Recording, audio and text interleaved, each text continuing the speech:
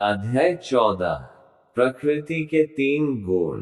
श्री भगवान उवाच पर भूयः प्रवक्ष्यामि ज्ञानानाज्ञानमुत्तमम् यज्ञात्वा मुनयः सवे परासिद्धिमितो गताः एक। श्री भगवान उवाच भगवान ने कहा, परम दिव्य भूयः फिर प्रवक्ष्यामि कहूँगा, ज्ञानानाम समस्त ज्ञान का, ज्ञानम ज्ञान, उत्तमम सर्वश्रेष्ठ, यत् जिसे ज्ञात्वा जानकर, मुनयः मुनि लोग, सवे समस्त, पराम दिव्य, सिद्धिम सिद्धि को, इतः इस संसार से, गताः प्राप्त किया।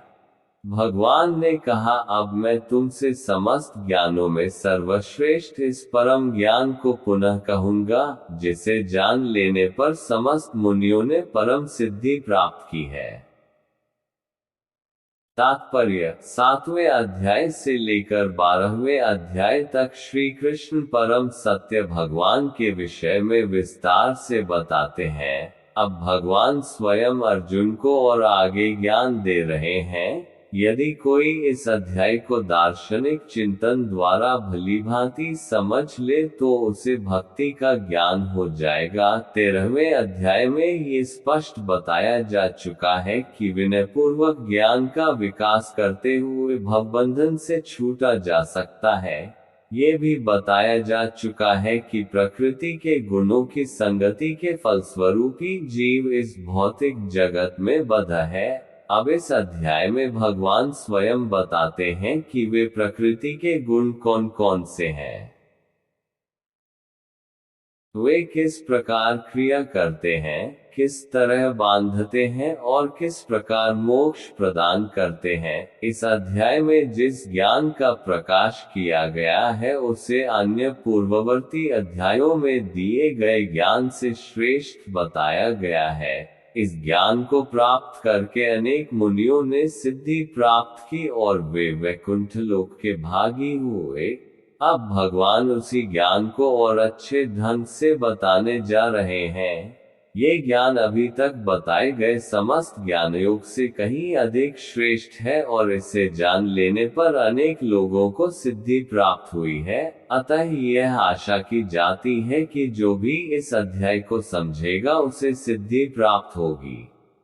इदं ज्ञानमुपाश्रित्य मम साधर्म्यमागता सर्गेऽपि नोपजायन्ते प्रलये न व्यथन्ति चदो। इदं इस ज्ञानम ज्ञान को उपाश्रित्य आश्रय बनाकर मम मेरा साधर्म्यम समान प्रकृति को आगता प्राप्त करके सर्गे अपि सृष्टि में भी न कभी नहीं उपजायन्ते उत्पन्न होते हैं प्रलय प्रलय में न तो व्यथन्ति विचलित होते हैं। जब भी इस ज्ञान में स्थिर होकर मनुष्य मेरी जैसी दिव्य प्रकृति स्वभाव को प्राप्त कर सकता है, इस प्रकार स्थित हो जाने पर वह न तो सृष्टि के समय उत्पन्न होता है और न प्रलय के समय विचलित होता है। तात्पर्य पूर्ण दिव्य ज्ञान प्राप्त कर लेने के बाद मनुष्य भगवान से गुणात्मक समता प्राप्त कर लेता है और जन्म मरण के चक्र से मुक्त हो जाता है। लेकिन जीवात्मा के रूप में उसका वह स्वरूप समाप्त नहीं होता। वैदिक ग्रंथों से ज्ञात होता है कि जो मुक्तात्माएं वैकुंठ जगत में पहुंच चुकी हैं, वे निरंतर परमेश्वर के चरण कमलों के दर्शन करती हुई उनकी दिव्य प्रेमा भक्ति में लगी रहती हैं। अतएव मुक्ति के बाद भी भक्तों का अपना निजी स्वरूप नहीं समाप्त होता। सामान्यतया इस संसार में हम जो भी ज्ञान प्राप्त करते हैं वह प्रकृति के तीन गुणों द्वारा दूषित रहता है। जो ज्ञान इन गुणों से दूषित नहीं होता वह दिव्य ज्ञान कहलाता है। जब कोई व्यक्ति इस दिव्य ज्ञान को प्राप्त होता है तो वह परम पुरुष के समकक्ष पद पर पहुंच जाता है। जिन लोगों को चिन्मय आकाश का ज्ञान नहीं है वे मानते हैं कि भौतिक स्वरूप के कार्यकलापों से मुक्त होने पर यह आध्यात्मिक पहचान बिना किसी विविधता के निराकार हो जाती है। लेकिन जिस प्रकार इस संसार में विविधता है, उसी प्रकार आध्यात्मिक जगत में भी है, जो लोग इससे परिचित नहीं हैं। वे सोचते हैं कि आध्यात्मिक जगत इस भौतिक जगत की विविधता से उल्टा है। लेकिन वास्तव में होता यह है कि आध्यात्मिक जगत चिन्मय आकाश में मनुष्य को आध्यात्मिक रूप प्राप्त हो जाता है। वहाँ के सारे कार्यकलाप आध्यात्मिक होते हैं और यह आध्यात्मिक स्थिति भक्तिमय जीवन कहलाती है। ये वातावरण अदूषित होता है और यहाँ पर व्यक्ति गुणों की दृष्टि से परमेश्वर के समकक्ष होता है। ऐसा ज्ञान प्राप्त करने के लिए मनुष्य को समस्त आध्यात्मिक गुण उत्पन्न करने होते हैं। जो इस प्रकार से आध्यात्मिक गुण उत्पन्न कर लेता है, वह भौतिक जगत के सृजन या उसके विनाश से प्रभावित नहीं होता। मम योनिर्महदब्रह्म तस्मिन् गर्भ दधाम्यहम् संभवः सर्वभूताना ततो भवति भारत 3। मम मेरा योनि जन्म स्रोत महत संपूर्ण भौतिक जगत ब्रह्म परम तस्मिन् उसमें गर्भम गर्भ दधामि उत्पन्न करता हूँ अहम मैं संभव संभावना सर्वभूतानां समस्त जीवों का ततः तत्पश्चात भवति होता है भारत हे भरत पुत्र हे भरत पुत्र ब्रह्म नामक भौतिक वस्तु जन्म का स्रोत है और मैं इसी ब्रह्म को गर्भ से करता हूँ जिससे समस्त जीवों का जन्म होता है। तात्पर्य ये संसार की व्याख्या है। जो कुछ घटित होता है वो क्षेत्र शरीर तथा क्षेत्रज्ञ आत्मा के संयोग से होता है। प्रकृति और जीव का ये संयोग स्वयं भगवान द्वारा संभव बनाया जाता है। महत्तत्व ही समग्र ब्रह्मांड का संपूर्ण कारण है और भौतिक कारण की समग्र वस्तु, जिसमें प्रकृति के तीनों गुण रहते हैं, कभी कभी ब्रह्म कहलाती है। परम पुरुष इसी समग्र वस्तु को गर्भस्थ करते हैं, जिससे असंख्य ब्रह्मांड संभव हो सके हैं। वैदिक साहित्य में मुंडक उपनिषद एक इस समग्र भौतिक वस्तु को ब्रह्म कहा गया है। तस्मादेतद् ब्रह्म नामरूपमन्न च जायते। परम पुरुष उस ब्रह्म को जीवों के बीजों के साथ गर्भस्थ करता है।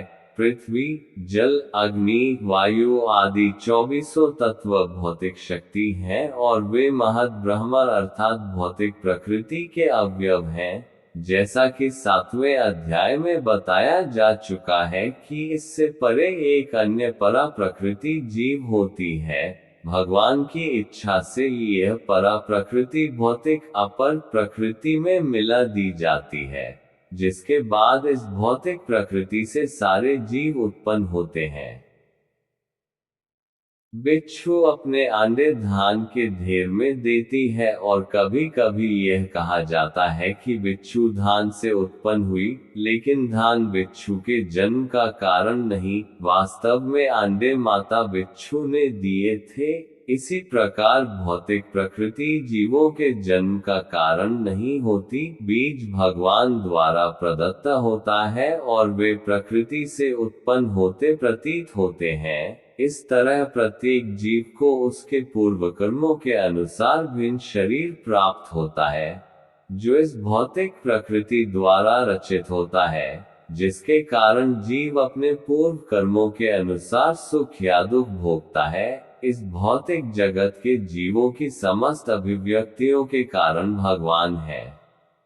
सर्वयोनिषु कौन्तेय मूर्तयः संभवन्ति याः तासा ब्रह्म महद्योनिर्हं बीजप्रदः पिता 4। सर्व योनिषु समस्त योनियों में कौन्तेय हे कुंती पुत्र मूर्तयः स्वरूप संभवन्ति प्रकट होते हैं।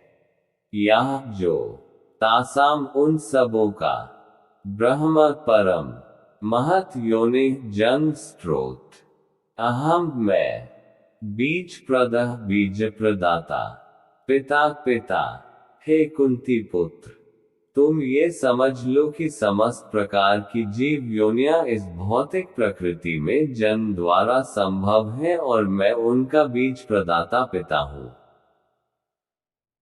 तात्पर्य, इस श्लोक में स्पष्ट बताया गया है कि भगवान श्री कृष्ण समस्त जीवों के आदि पिता हैं। सारे जीव भौतिक प्रकृति तथा आध्यात्मिक प्रकृति के संयोग हैं। ऐसे जीव केवल इस लोक में ही नहीं अपितु प्रत्येक लोक में, यहाँ तक कि सर्वोच्च लोक में भी, जहाँ ब्रह्मा आसीन है, पाए जाते हैं। जीव सर्वत्र हैं, पृथ्वी, जल तथा अग्नि के भीतर भी जीव हैं। ये सारे जीव माता भौतिक प्रकृति तथा बीज प्रदाता कृष्ण के द्वारा प्रकट होते हैं। तात्पर्य यह है कि भौतिक जगत जीवों को गर्भ में धारण किए है, जो सृष्टि काल में अपने पूर्व कर्मों के अनुसार विविध रूपों में प्रकट होते हैं।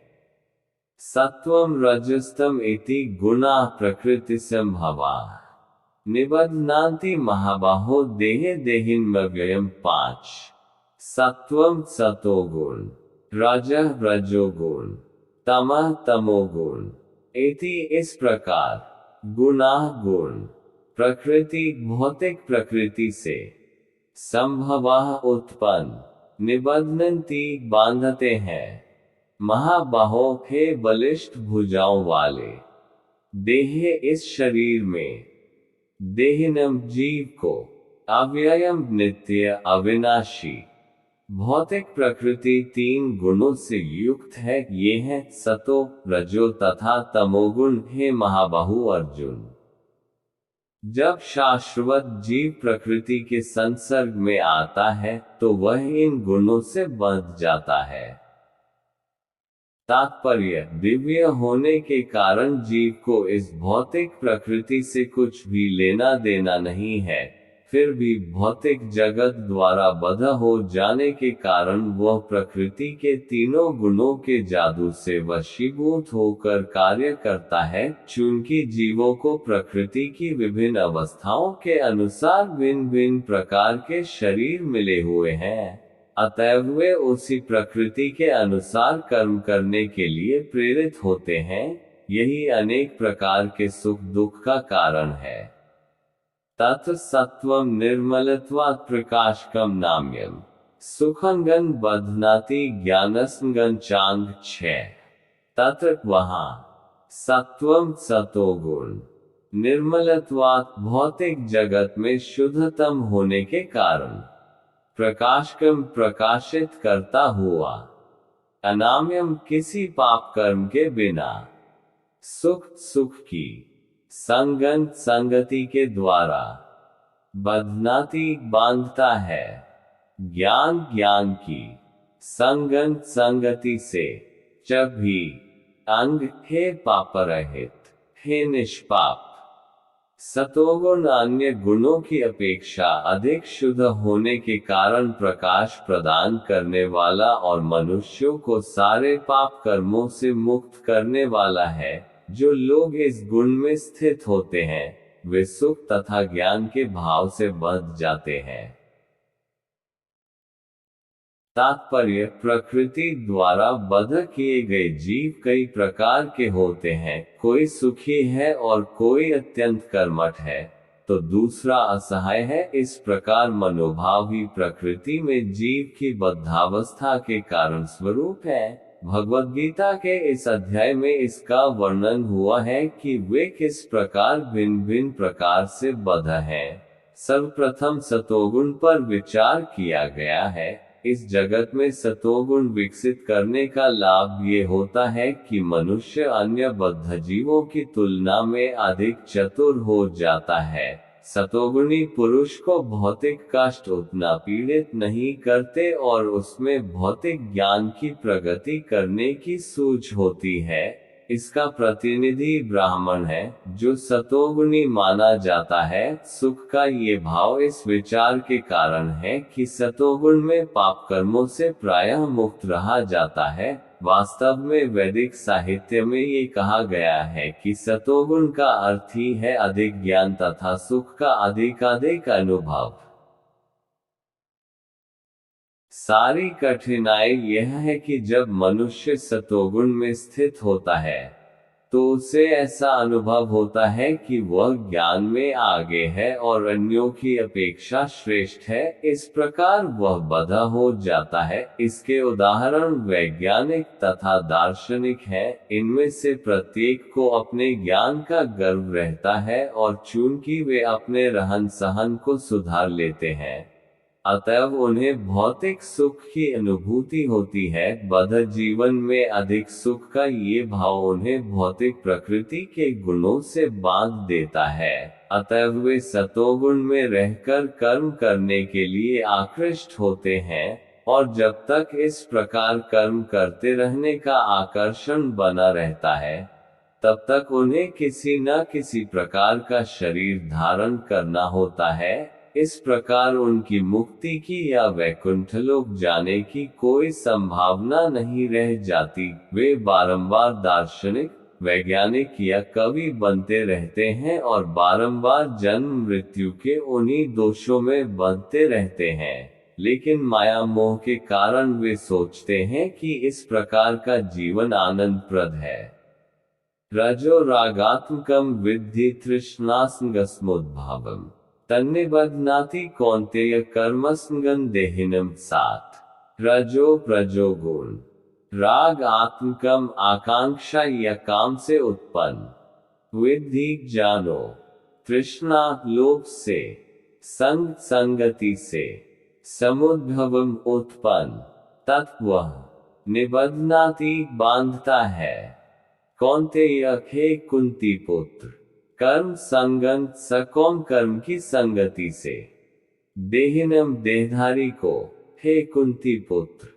रजोगुण की उत्पत्ति असीम आकांक्षाओं तथा तृष्णाओं से होती है और इसी के कारण से ये देहधारी जीव सकौम कर्मों से बंध जाता है।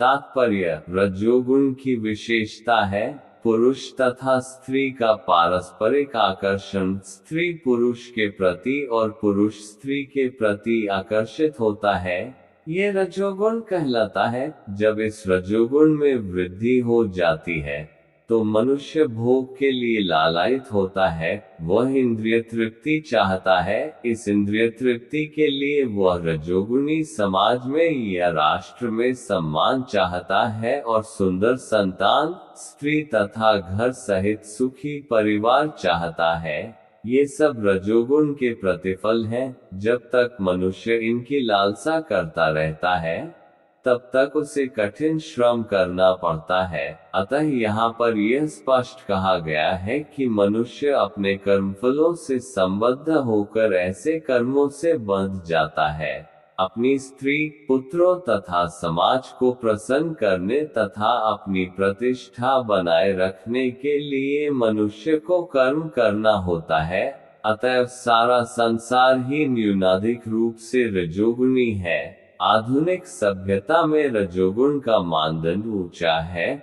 प्राचीन काल में सतोगुण को उच्च अवस्था माना जाता था। यदि सतोगुणी लोगों को मुक्ति नहीं मिल पाती, तो जो रजोगुणी हैं, उनके विषय में क्या कहा जाए।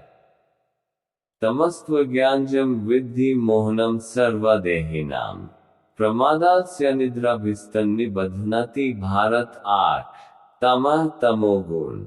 तो लेकिन अज्ञान जम अज्ञान से उत्पन्न। विद्धि जानो। मोहनम मोह।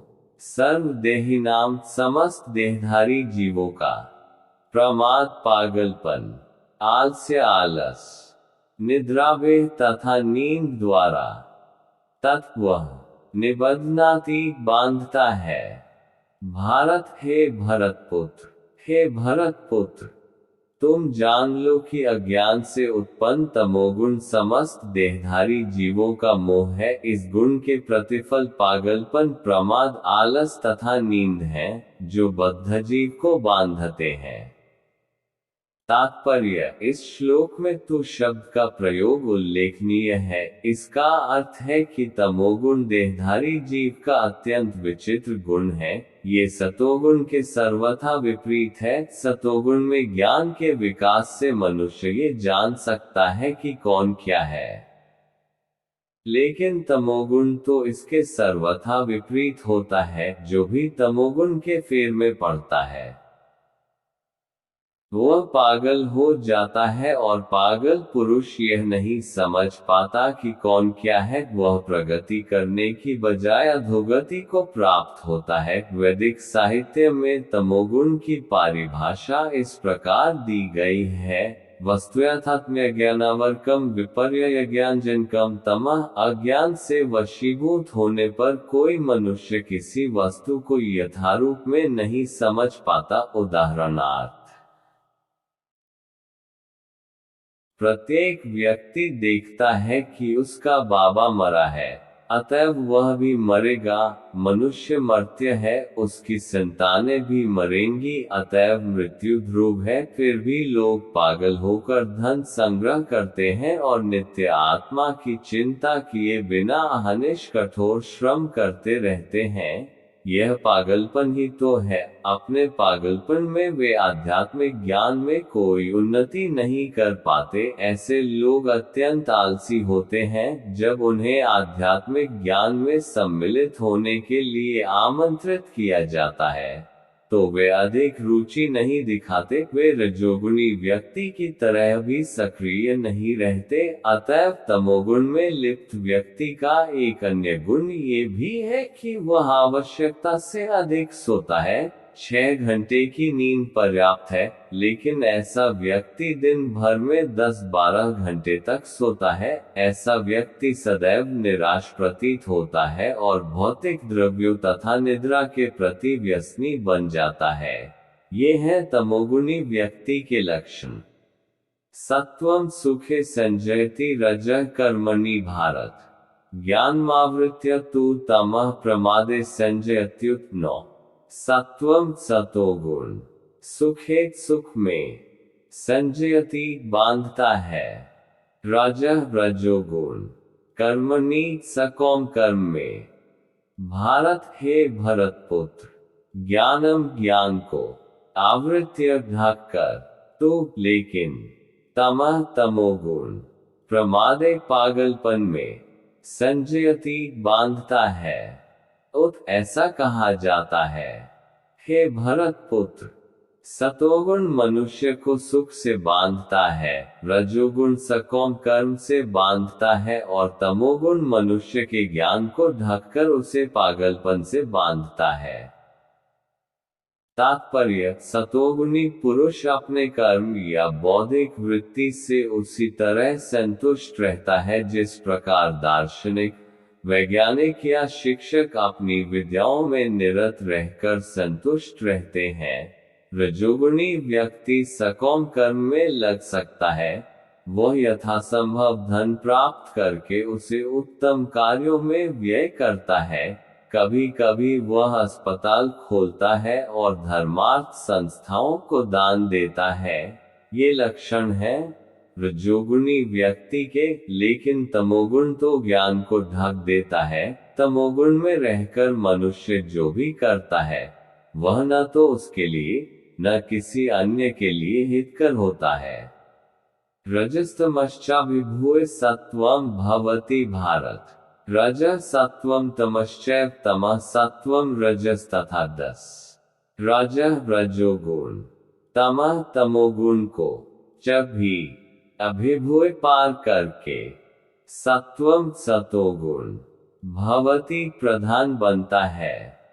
भारत हे भरतपुत्र, रजः रजोगुण, सत्वं सतोगुण को, तमः तमोगुण च भी एव उसी तरह, तमः तमोगुण, सत्वं सतोगुण को, रजः रजोगुण तथा इस प्रकार हे भरत पुत्र, कभी कभी सतोगुण रजोगुण तथा तमोगुण को परास्त करके प्रधान बन जाता है, तो कभी रजोगुण सतो तथा तमोगुणों को परास्त कर देता है, और कभी ऐसा होता है कि तमोगुण सतो तथा रजोगुणों को परास्त कर देता है। इस प्रकार श्रेष्ठता के लिए निरंतर स्पर्धा चलती रहती है।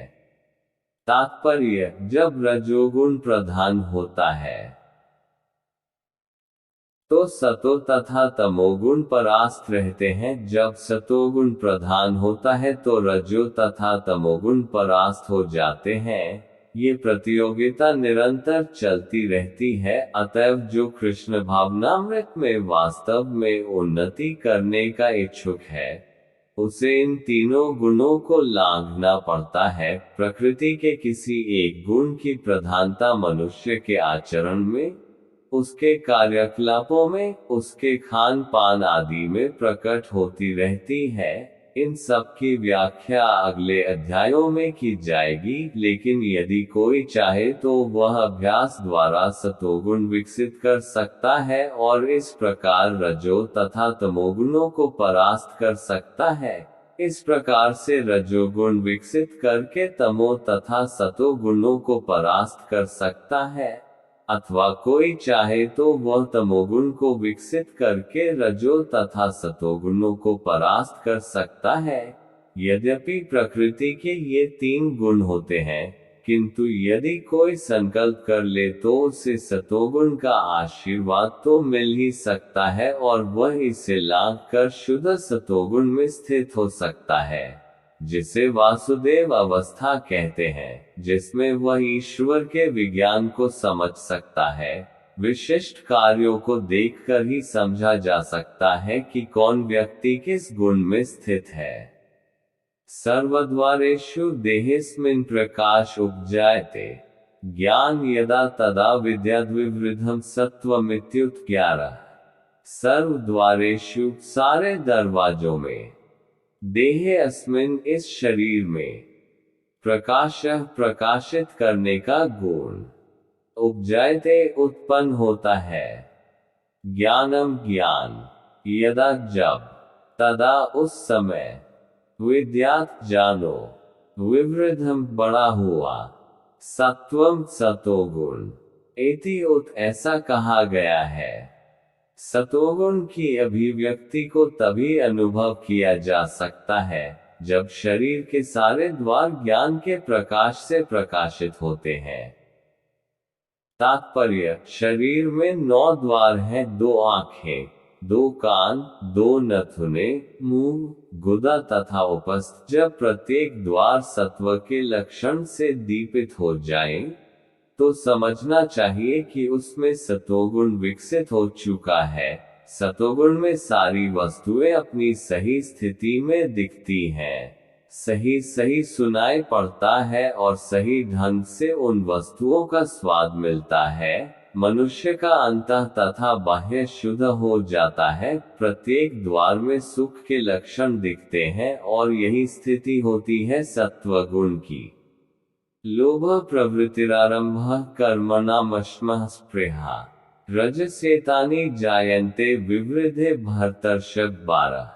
लोभ लोभ, प्रवृत्ति कार्य, आरंभ उद्यम, कर्मणाम कर्मों में, अश्मः अनियंत्रित, स्पृहा इच्छा, रजसी रजोगुण में, अतानि ये सब, जायन्ते प्रकट होते हैं, विवृद्धे अधिकता होने पर, भरत ऋषभ हे भरतवंशियों में प्रमुख, हे भरतवंशियों में प्रमुख।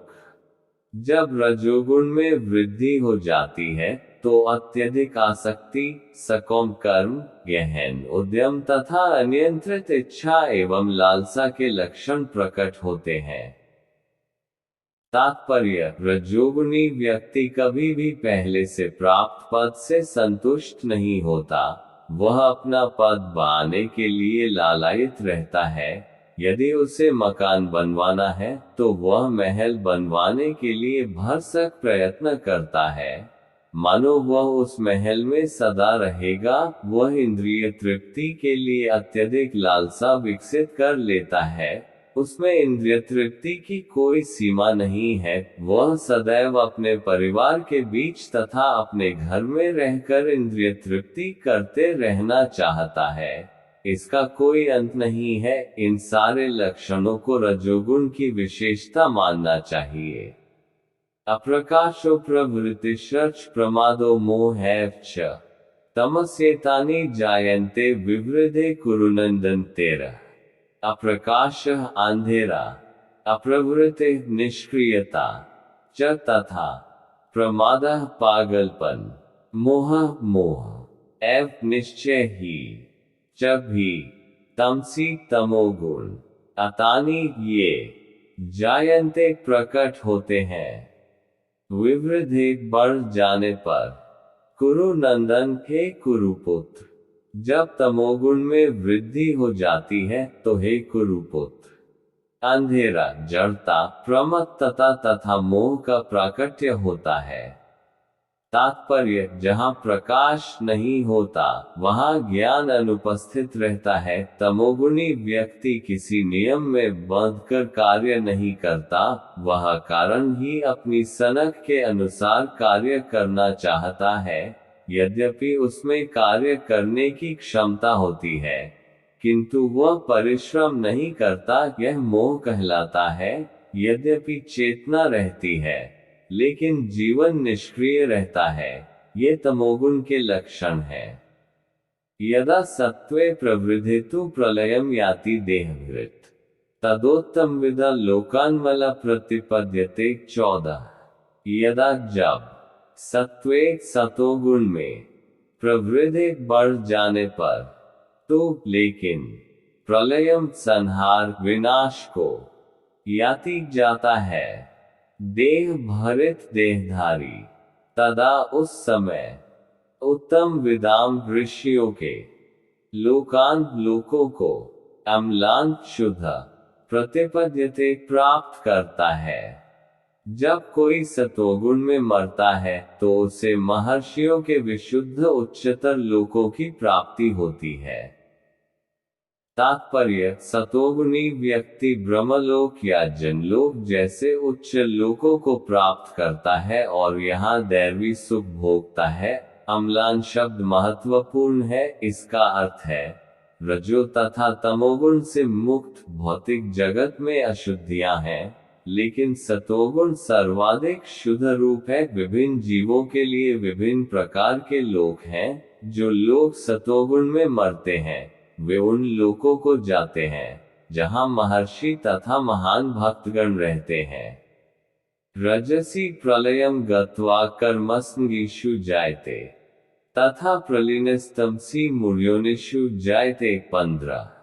रजसी रजोगुण में, प्रलयम प्रलय को, गत्वा प्राप्त करके, कर्म संगीषु सकौम कर्मियों की संगति में, जायते जन्म लेता है, तथा उसी प्रकार प्रलीन विलीन होकर, तमसी अज्ञान में, मूढ़ योनिषु पशु योनि में, जायते जन्म लेता है।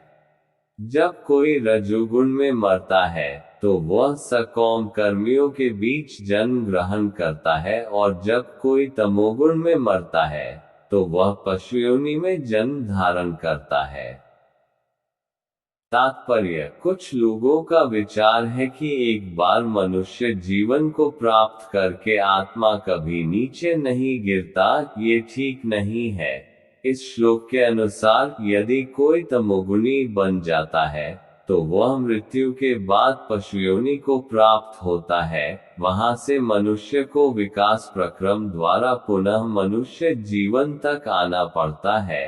अतएव जो लोग मनुष्य जीवन के विषय में सचमुच चिंतित हैं, उन्हें सतोगुणी बनना चाहिए और अच्छी संगति में रहकर गुणों को लांघ कर कृष्ण भावनामृत में स्थित होना चाहिए। यही मनुष्य जीवन का लक्ष्य है। अन्यथा इसकी कोई गारंटी निश्चितता नहीं कि मनुष्य को फिर से मनुष्य योनि प्राप्त हो। कर्मणा सुकृत स्याहु सात्विकम निर्मलम फलम। रजसस्तु फल दुःखम अज्ञान तमसः फलम 16। कर्मणा कर्म का, सुकृत्य पुण्य, आहु कहा गया है। सात्विकम सात्विक, निर्मलम विशुद्ध, फलम फल, रजसः रजोगुण का, तो लेकिन, फलम फल, दुःखम दुख, अज्ञानम व्यर्थ, तमसः तमोगुण का, फलम फल, पुण्य कर्म का फल शुद्ध होता है और सात्विक कहलाता है। लेकिन रजोगुण में संपन्न कर्म का फल दुख होता है और तमोगुण में किए गए कर्म मूर्खता में प्रतिफलित होते हैं। तात्पर्य, सतोगुण में किए गए पुण्य कर्मों का फल शुद्ध होता है, अतः वे मुनिगुण, जो समस्त मोह से मुक्त होते हैं, सुखी रहते हैं। लेकिन रजोगुण में किए गए कर्म दुख के कारण बनते हैं। भौतिक सुख के लिए जो भी कार्य किया जाता है उसका विफल होना निश्चित है। उदाहरणार्थ, यदि कोई गगनचुंबी प्रासाद बनवाना चाहता है तो उसके बनने के पूर्व अत्यधिक कष्ट उठाना पड़ता है, मालिक को धन संग्रह के लिए कष्ट उठाना पड़ता है और प्रासाद बनाने वाले श्रमियों को शारीरिक श्रम करना होता है। इस प्रकार कष्ट तो होते ही हैं। अतः भगवद गीता का कथन है कि रजोगुण के अधीन होकर जो भी कर्म किया जाता है उसमें निश्चित रूप से महान कष्ट भोगने होते हैं। इससे यह मानसिक तुष्टि हो सकती है कि मैंने यह मकान बनवाया या इतना धन कमाया, लेकिन ये कोई वास्तविक सुख नहीं है। जहां तक तमोगुण का संबंध है, कर्ता को कुछ ज्ञान नहीं रहता, अतएव उसके समस्त कार्य उस समय दुखदायक होते हैं और बाद में उसे पशु जीवन में जाना होता है। पशु जीवन सदैव दुखमय है, यद्यपि माया के वशीभूत होकर वे इसे समझ नहीं पाते। पशुओं का वध भी तमोगुण के कारण है। पशु वधिक ये नहीं जानते कि भविष्य में इस पशु को ऐसा शरीर प्राप्त होगा जिससे वह उनका वध करेगा। यही प्रकृति का नियम है।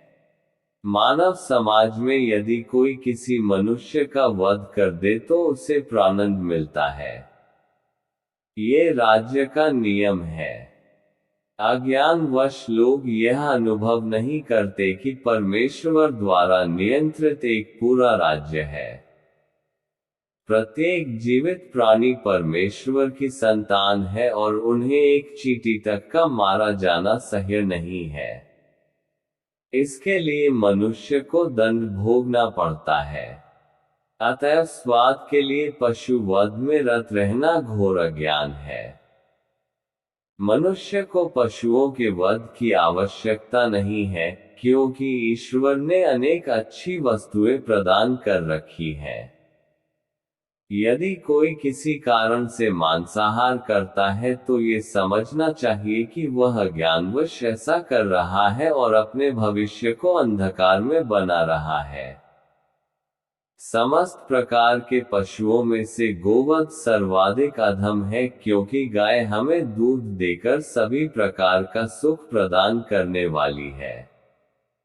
गोवध एक प्रकार से सबसे अधम कर्म है।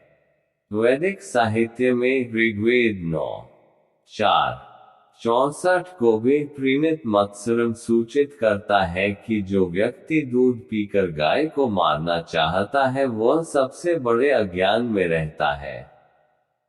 वैदिक ग्रंथों में विष्णु पुराण 1:19-65 एक प्रार्थना भी है जो इस प्रकार है। नमो ब्रह्मण्य देवाय गोब्राह्मण हिताय च जगद्धिताय कृष्णाय गोविंदाय नमो नमः। हे प्रभु, आप गायों तथा ब्राह्मणों के हितैषी हैं और आप समस्त मानव समाज तथा विश्व के हितैषी हैं। तात्पर्य यह है कि इस प्रार्थना में गायों तथा ब्राह्मणों की रक्षा का विशेष उल्लेख है। ब्राह्मण आध्यात्मिक शिक्षा के प्रतीक हैं और गाय महत्वपूर्ण भोजन की, अतएव इन दोनों जीवों, ब्राह्मणों तथा गायों, को पूरी सुरक्षा प्रदान की जानी चाहिए। यही सभ्यता की वास्तविक प्रगति है। आधुनिक समाज में आध्यात्मिक ज्ञान की उपेक्षा की जाती है और गोवध को प्रोत्साहित किया जाता है। इससे यही ज्ञात होता है कि मानव समाज विपरीत दिशा में जा रहा है और अपनी भर्त्सना का पथ प्रशस्त कर रहा है। जो सभ्यता अपने नागरिकों को अगले जन्मों में पशु बनने के लिए मार्गदर्शन करती हो, वह निश्चित रूप से मानव सभ्यता नहीं है। निस्संदेह आधुनिक मानव सभ्यता रजोगुण तथा तमोगुण के कारण कुमार्ग पर जा रही है।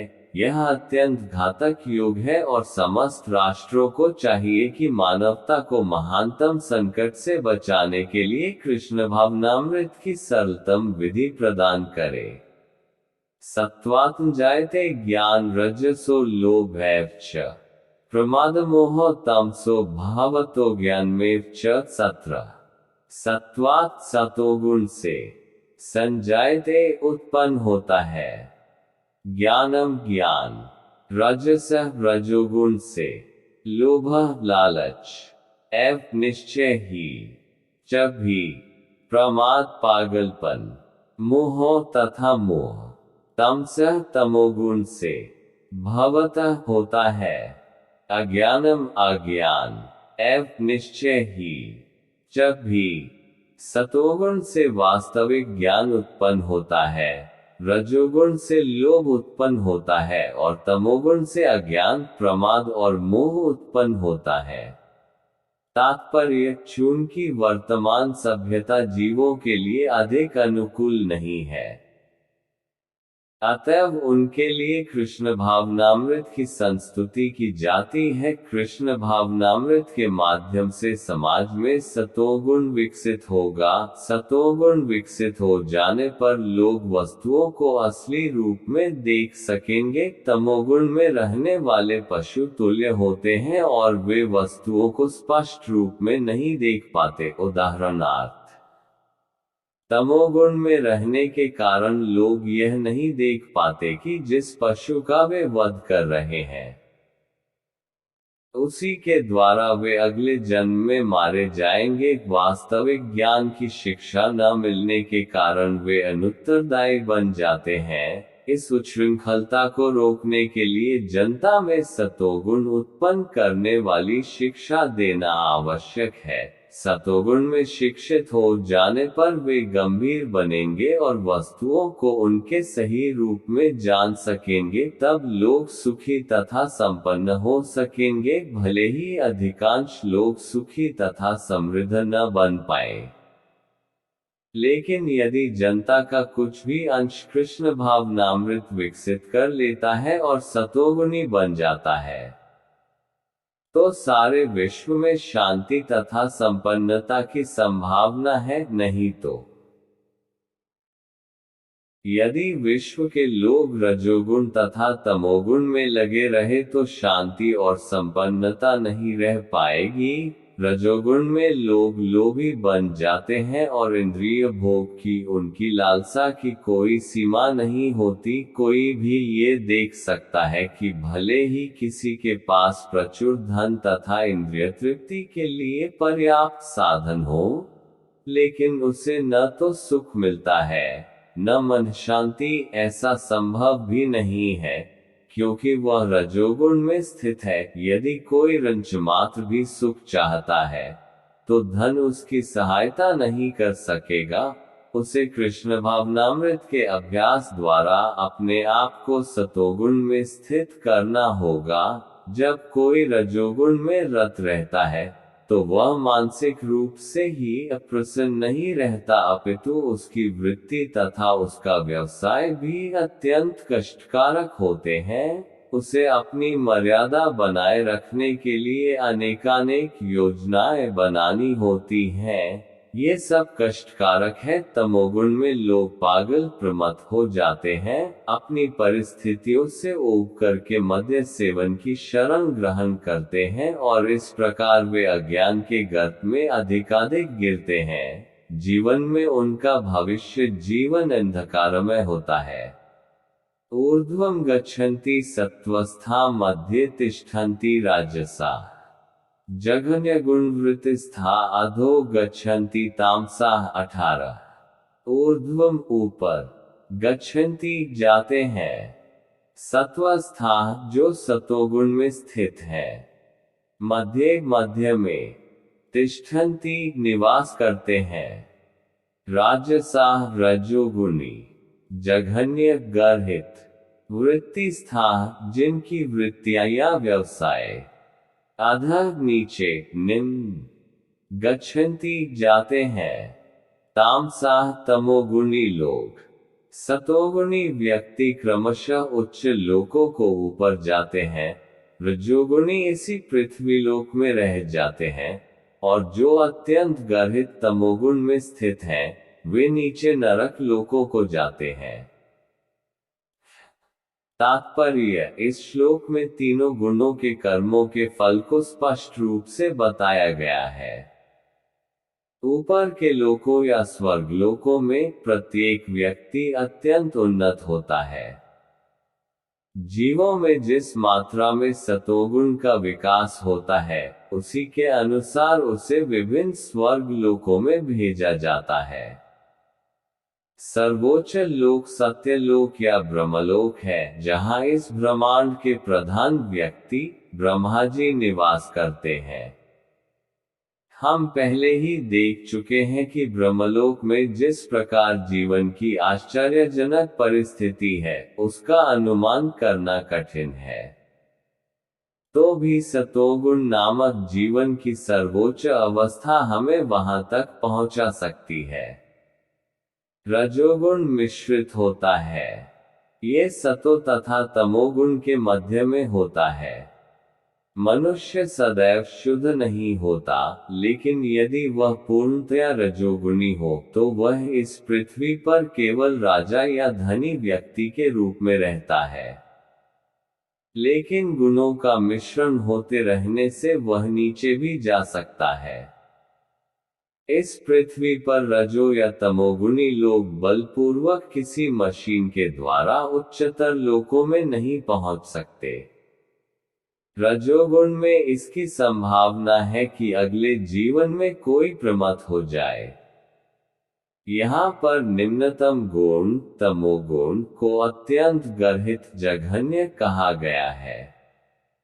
अज्ञानता तमोगुण विकसित करने का परिणाम अत्यंत भयावह होता है। ये प्रकृति का निम्नतम गुण है। मनुष्य योनि से नीचे पक्षियों, पशुओं, सरीसृपों, वृक्षों आदि की 80 लाख योनियां हैं, और तमोगुण के विकास के अनुसार ही लोगों को ये अधम योनियां प्राप्त होती रहती हैं। यहाँ पर तामसा शब्द अत्यंत सार्थक है। यह उनका सूचक है जो उच्चतर गुणों तक ऊपर न उठकर निरंतर तमोगुण में ही बने रहते हैं। उनका भविष्य अत्यंत अंधकार में होता है।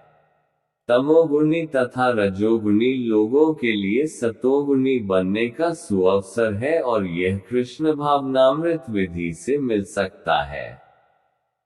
लेकिन जो इस सुअवसर का लाभ नहीं उठाता, वह निम्नतर गुणों में बना रहेगा।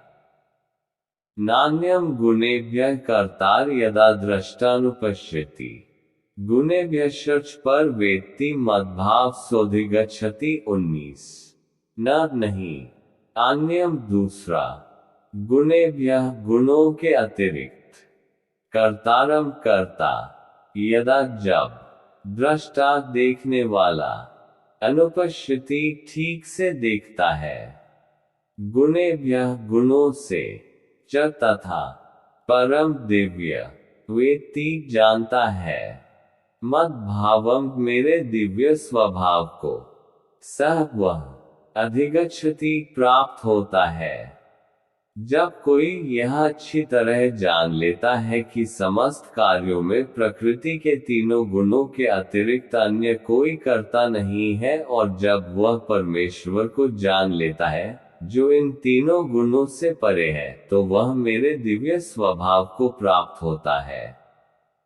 तात्पर्य: समुचित महापुरुषों से केवल समझकर तथा समुचित ढंग से सीखकर मनुष्य प्रकृति के गुणों के सारे कार्यकलापों को लांघ सकता है। वास्तविक गुरु कृष्ण है और वे अर्जुन को ये दिव्य ज्ञान प्रदान कर रहे हैं। इसी प्रकार जो लोग पूर्णतया कृष्ण भावना भावित हैं, उन्हीं से प्रकृति के तीनों गुणों के कार्यों के इस ज्ञान को सीखना होता है, अन्यथा मनुष्य का जीवन कुमार्ग में चला जाता है। प्रामाणिक गुरु के उपदेश से जीव अपनी आध्यात्मिक स्थिति, अपने भौतिक शरीर, अपनी इंद्रियां तथा प्रकृति के गुणों के अपनी बद्धावस्था होने के बारे में जान सकता है। वह इन गुणों की जकड़ में होने से असहाय होता है, लेकिन अपनी वास्तविक स्थिति देख लेने पर वह दिव्य स्तर को प्राप्त कर सकता है, जिसमें आध्यात्मिक जीवन के लिए अवकाश होता है। वस्तुतः जीव विभिन्न कर्मों का कर्ता नहीं होता, उसे बाध्य होकर कर्म करना पड़ता है, क्योंकि वह विशेष प्रकार के शरीर में स्थित रहता है, जिसका संचालन प्रकृति का कोई गुण करता है। जब तक मनुष्य को किसी आध्यात्मिक मान्यता प्राप्त व्यक्ति की सहायता नहीं मिलती, तब तक वह ये नहीं समझ सकता कि वह वास्तव में कहाँ स्थित है। प्रामाणिक गुरु की संगति से वह अपनी वास्तविक स्थिति समझ सकता है, और उसे समझ लेने पर वह पूर्ण कृष्ण भावनामृत में स्थिर हो सकता है। कृष्ण भावना भावित व्यक्ति कभी भी प्रकृति के गुणों के चमत्कार से नियंत्रित नहीं होता। 7वें अध्याय में बताया जा चुका है कि जो कृष्ण की शरण में जाता है वह प्रकृति के कार्यों से मुक्त हो जाता है। जो व्यक्ति वस्तुओं को यथारूप में देख सकता है, उस पर प्रकृति का प्रभाव क्रमशः घटता जाता है। गुणानेतान्तीत्य त्रीन्देही देहस्मुद्भवान् जन्ममृत्युजरा दुःखैर्विमुक्तोऽमृतमश्नुते 20। गुणान गुणों को अतान इन सब अतीत्य लांघ कर त्रीन 3 देही देहधारी देह शरीर समुद्भवान उत्पन्न जन्म जन्म मृत्यु मृत्यु जरा बुढ़ापे का दुख है दुखों से विमुक्ता मुक्त अमृतम अमृत अश्नुते भोगता है। जब देहधारी जीव भौतिक शरीर से संबद्ध इन तीनों गुणों को लांघने में समर्थ होता है, तो वह जन्म मृत्यु बुढ़ापा तथा अनेक कष्टों से मुक्त हो सकता है और इसी जीवन में अमृत का भोग कर सकता है। तात्पर्य: इस श्लोक में बताया गया है कि किस प्रकार इसी शरीर में कृष्ण भावनामृत होकर दिव्य स्थिति में रहा जा सकता है। संस्कृत शब्द देही का अर्थ है देहधारी। यद्यपि मनुष्य इस भौतिक शरीर के भीतर रहता है, लेकिन अपने आध्यात्मिक ज्ञान की उन्नति के द्वारा वह प्रकृति के गुणों के प्रभाव से मुक्त हो सकता है। वह इसी शरीर में आध्यात्मिक जीवन का सुखोपभोग कर सकता है, क्योंकि इस शरीर के बाद उसका वैकुंठ जाना निश्चित है। लेकिन वह इसी शरीर में आध्यात्मिक सुख उठा सकता है। दूसरे शब्दों में, कृष्ण भावनामृत में भक्ति करना भव पाश से मुक्ति का संकेत है और अध्याय 18 में इसकी व्याख्या की जाएगी। जब मनुष्य प्रकृति के गुणों के प्रभाव से मुक्त हो जाता है, वह भक्ति में प्रविष्ट होता है। अर्जुन उवाच कैर्लिंग स्त्रीं गुणानितान्तितो भवति प्रभो किमाचारः कथ चेतांस्त्रीन् गुणानतिवर्ते 21।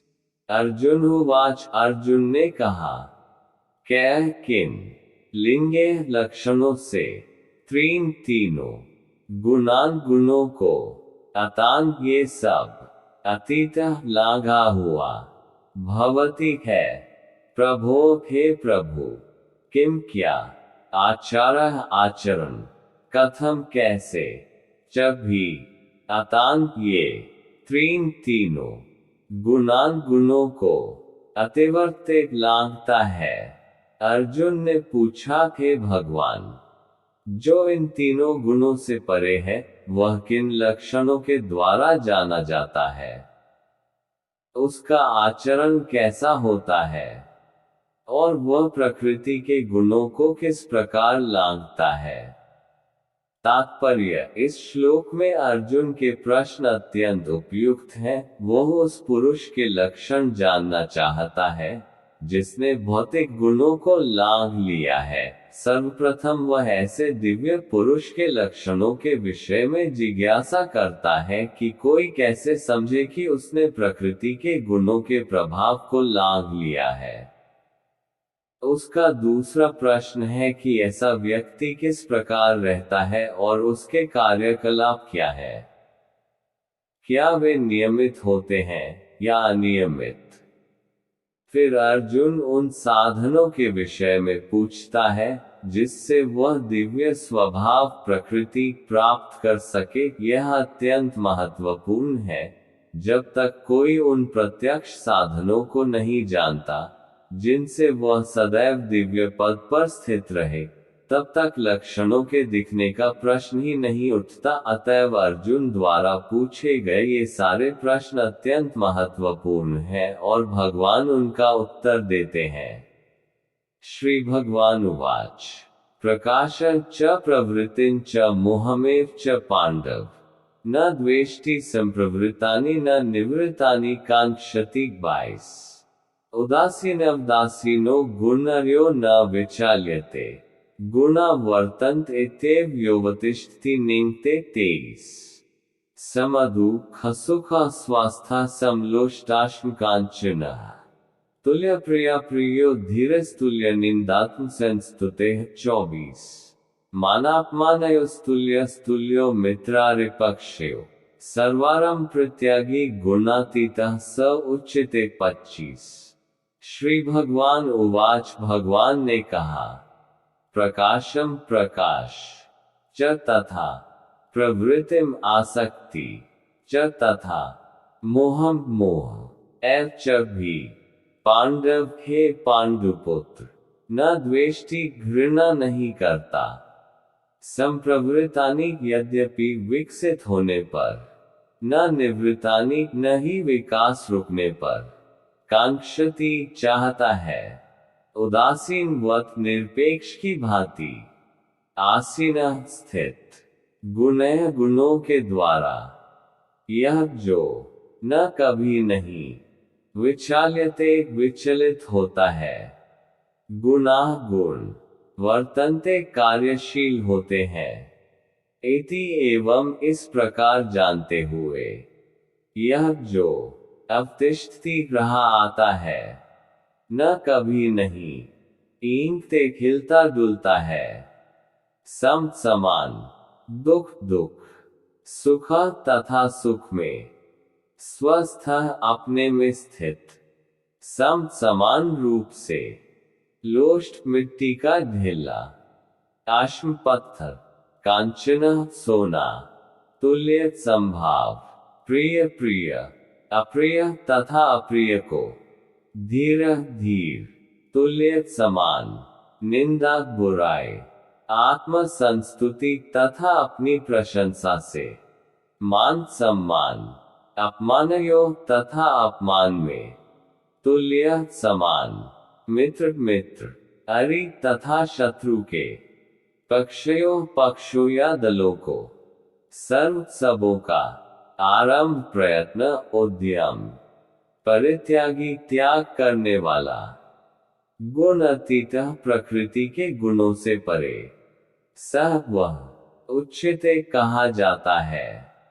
भगवान ने कहा कि पांडुपुत्र जो प्रकाश, आसक्ति तथा मोह के उपस्थित होने पर न तो उनसे घृणा करता है और न लुप्त हो जाने पर उनकी इच्छा करता है, जो भौतिक गुणों की इन समस्त प्रक्रियाओं से निश्चल तथा अविचलित रहता है और यह जानकर कि केवल गुण ही क्रियाशील है, उदासीन तथा दिव्य बना रहता है, जो अपने आप में स्थित है और सुख तथा दुख को एक समान मानता है, जो मिट्टी के ढेले, पत्थर एवं स्वर्ण के टुकड़े को समान दृष्टि से देखता है, जो अनुकूल तथा प्रतिकूल के प्रति समान बना रहता है, जो धीर है और प्रशंसा तथा बुराई, मान तथा अपमान में समान भाव से रहता है, जो शत्रु तथा मित्र के साथ समान व्यवहार करता है और जिसने सारे भौतिक कार्यों का परित्याग कर दिया है,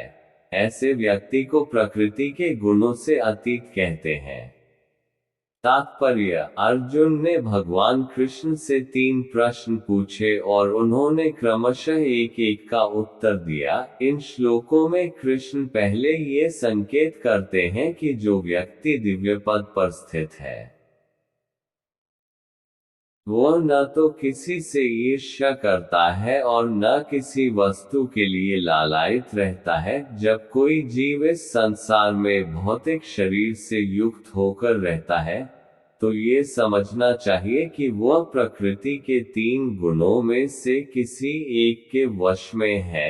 जब वह इस शरीर से बाहर हो जाता है, तो वह प्रकृति के गुणों से छूट जाता है, लेकिन जब तक वह शरीर से बाहर नहीं आ जाता, तब तक उसे उदासीन रहना चाहिए। इसे भगवान की भक्ति में लग जाना चाहिए, जिससे भौतिक देह से उसका ममत्व स्वतः विस्मृत हो जाए। जब मनुष्य भौतिक शरीर के प्रति सचेत रहता है तो वह केवल इंद्रिय तृप्ति के लिए कर्म करता है, लेकिन जब वह अपनी चेतना कृष्ण में स्थानांतरित कर देता है, तो इंद्रिय तृप्ति स्वतः रुक जाती है। मनुष्य को इस भौतिक शरीर की आवश्यकता नहीं रह जाती है और न उसे इस भौतिक शरीर के आदेशों का पालन करने की आवश्यकता रह जाती है। शरीर के भौतिक गुण कार्य करेंगे, लेकिन आत्मा ऐसे कार्यों से पृथक रहेगा। वह किस तरह पृथक होता है? वह न तो शरीर का भोग करना चाहता है, न उससे बाहर जाना चाहता है। इस प्रकार दिव्य पद पर स्थित भक्त स्वयं में मुक्त हो जाता है।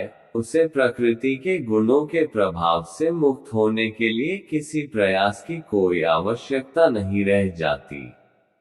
अगला प्रश्न दिव्य पद पर आसीन व्यक्ति के व्यवहार के संबंध में है। भौतिक पद पर स्थित व्यक्ति शरीर को मिलने वाले तथाकथित मान तथा अपमान से प्रभावित होता है,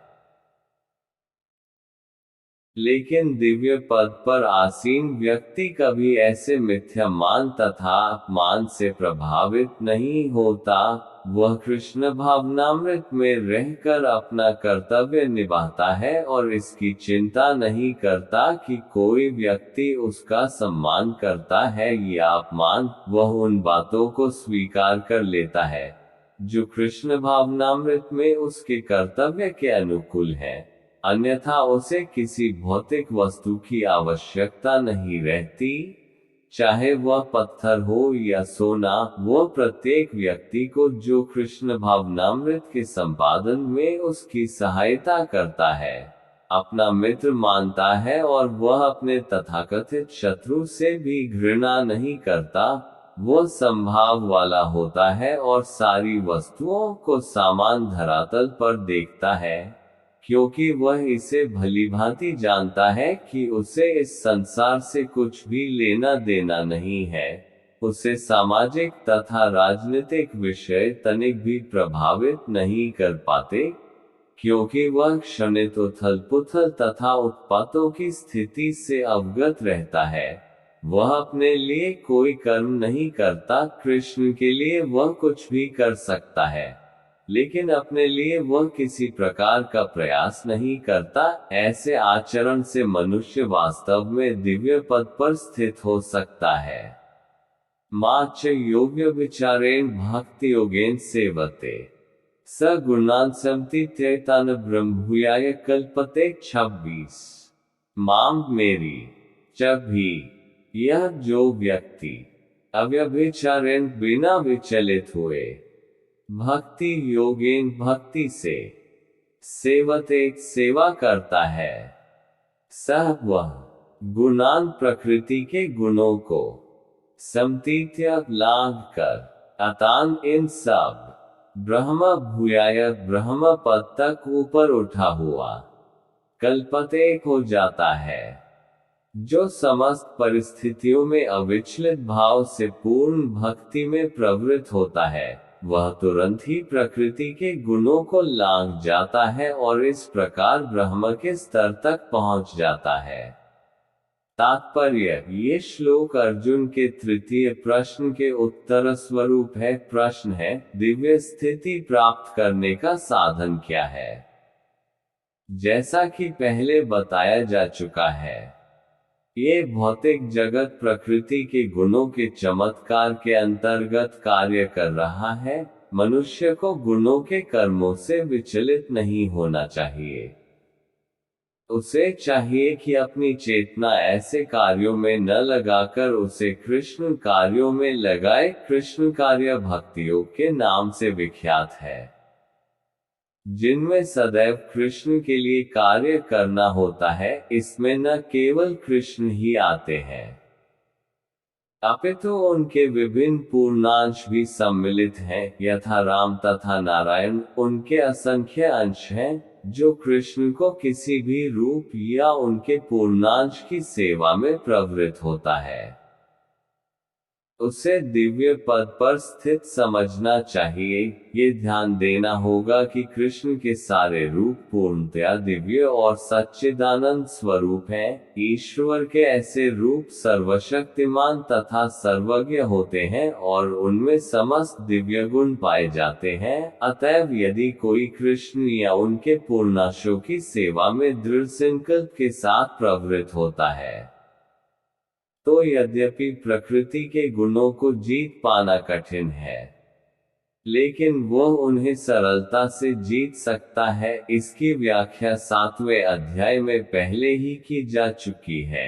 कृष्ण की शरण ग्रहण करने पर तुरंत ही प्रकृति के गुणों के प्रभाव को लांघा जा सकता है। कृष्ण भावनामृत या कृष्ण भक्ति में होने का अर्थ है कृष्ण के साथ समानता प्राप्त करना। भगवान कहते हैं कि उनकी प्रकृति सच्चिदानंद स्वरूप है और सारे जीव परम के अंश हैं। जिस प्रकार सोने के कण सोने की खान के अंश हैं, इस प्रकार जीव अपनी आध्यात्मिक स्थिति में सोने के समान या कृष्ण के समान गुण वाला होता है, किंतु व्यष्टित्व का अंतर बना रहता है। अन्यथा भक्तियोग का प्रश्न ही नहीं उठता। भक्तियोग का अर्थ है कि भगवान है, भक्त है तथा भगवान और भक्त के बीच प्रेम का आदान प्रदान चलता रहता है। अतएव भगवान में और भक्त में दो व्यक्तियों का व्यष्टित्व वर्तमान रहता है, अन्यथा भक्ति योग का कोई अर्थ नहीं है। यदि कोई भगवान जैसे दिव्य स्तर पर स्थित नहीं है, तो वह भगवान की सेवा नहीं कर सकता। उदाहरणार्थ, राजा का निजी सहायक बनने के लिए कुछ योग्यताएं आवश्यक है। इस तरह भगवत सेवा के लिए योग्यता है कि ब्रह्म बना जाए या भौतिक कल्मश से मुक्त हुआ जाए। वैदिक साहित्य में कहा गया है ब्रह्मासन ब्रह्मापेति। इसका अर्थ है कि गुणात्मक रूप से मनुष्य को ब्रह्म से एकाकार हो जाना चाहिए, लेकिन ब्रह्मत्व प्राप्त करने पर मनुष्य व्यष्टि आत्मा के रूप में अपने शाश्वत ब्रह्म स्वरूप को खोता नहीं। ब्रह्मणो हि प्रतिष्ठामृतस्य व्ययस्य च शाश्वतस्य च धर्मस्य सुखस्य एकांतिकस्य च। 27 ब्रह्मणः निराकार ब्रह्म ज्योति का ही निश्चय ही प्रतिष्ठा आश्रय अहम मैं हूँ, अमृतस्य अमर्त्य का, अव्ययस्य अविनाशी का, च भी, शाश्वतस्य शाश्वत का, च तथा, धर्मस्य स्वाभाविक स्थिति स्वरूप का, सुखस्य सुख का, एकांतिकस्य चरम अंतिम, च भी, और मैं ही उस निराकार ब्रह्म का आश्रय हूँ, जो अमर्त्य अविनाशी तथा शाश्वत है और चरम सुख का स्वाभाविक पद है।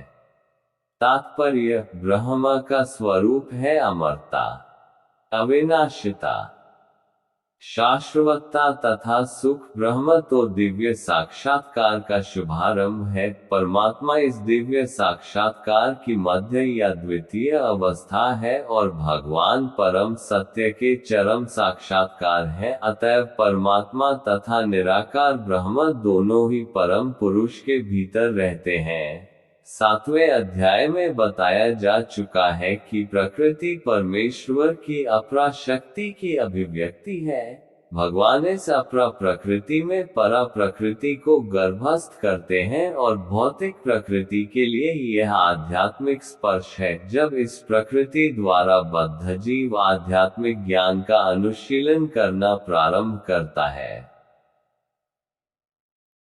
तो वह इस भौतिक जगत के पद से ऊपर उठने लगता है और क्रमशः परमेश्वर के ब्रह्मबोध तक उठ जाता है। ब्रह्मबोध की प्राप्ति आत्म साक्षात्कार की दिशा में प्रथम अवस्था है। इस अवस्था में ब्रह्मभूत व्यक्ति भौतिक पद को पार कर जाता है, लेकिन ब्रह्म साक्षात्कार में पूर्णता प्राप्त नहीं कर पाता। यदि वह चाहे तो इस ब्रह्मपद पर बना रह सकता है और धीरे धीरे परमात्मा के साक्षात्कार को और फिर भगवान के साक्षात्कार को प्राप्त हो सकता है। वैदिक साहित्य में इसके उदाहरण भरे पड़े हैं। चारों कुमार पहले निराकार ब्रह्म में स्थित थे, लेकिन क्रमशः वे भक्तिपद तक उठ गए। जो व्यक्ति निराकार ब्रह्मपद से ऊपर नहीं उठ पाता, उसके नीचे गिरने का डर बना रहता है। श्रीमद् भागवत में कहा गया है कि भले ही कोई निराकार ब्रह्म की अवस्था को प्राप्त कर ले, किंतु इससे ऊपर उठे बिना तथा परम पुरुष के विषय में सूचना प्राप्त किए बिना उसकी बुद्धि विमल नहीं हो पाती। अतएव ब्रह्मपद तक उठ जाने के बाद भी यदि भगवान की भक्ति नहीं की जाती, तो नीचे गिरने का भय बना रहता है। वैदिक भाषा में ये भी कहा गया है, रसो वैसा रसम हिवायम लब्ध्वानंदी भवति। रस के आगार भगवान श्री कृष्ण को जान लेने पर मनुष्य वास्तव में दिव्य आनंदमय हो जाता है। तैत्तिरीय उपनिषद 2:7। एक परमेश्वर 6 ऐश्वर्यों से पूर्ण है और जब भक्त निकट पहुंचता है तो इन 6 ऐश्वर्यों का आदान प्रदान होता है। राजा का सेवक लगभग राजा के समान ही पद का भोग करता है। इस प्रकार शाश्वत सुख, अविनाशी सुख तथा शाश्वत जीवन भक्ति के साथ साथ चलते हैं। अतएव भक्ति में ब्रह्म साक्षात्कार या शाश्वतता या अमरता सम्मिलित रहते हैं। भक्ति में प्रवृत्त व्यक्ति में ये पहले से ही प्राप्त रहते हैं। जीव यद्यपि स्वभाव से ब्रह्म होता है, लेकिन उसमें भौतिक जगत पर प्रभुत्व जताने की इच्छा रहती है, जिसके कारण वह नीचे गिरता है। अपनी स्वाभाविक स्थिति में जीव तीनों गुणों से परे होता है, लेकिन प्रकृति के संसर्ग से वह अपने को तीनों गुणों सतो, रजो तथा तमोगुण में बांध लेता है। इन्हीं तीनों गुणों के संसर्ग के कारण उसमें भौतिक जगत पर प्रभुत्व जताने की इच्छा होती है। पूर्ण कृष्ण भावनामृत में भक्ति में प्रवृत्त होने पर वह दिव्य पद को प्राप्त होता है और उसमें प्रकृति को वश में करने की जो इच्छा होती है, वह दूर हो जाती है। अतएव भक्तों की संगति करके भक्ति की 9 विधियां श्रवण कीर्तन, स्मरण आदि का अभ्यास करना चाहिए। धीरे धीरे ऐसी संगति से तथा गुरु के प्रभाव से मनुष्य की प्रभुता जताने वाली इच्छा समाप्त हो जाएगी और वह भगवान की दिव्य प्रेमा भक्ति में दृढ़तापूर्वक स्थित हो सकेगा। इस विधि की संस्तुति इस अध्याय के 22वें श्लोक से लेकर इस अंतिम श्लोक तक की गई है। भगवान की भक्ति अतीव सरल है।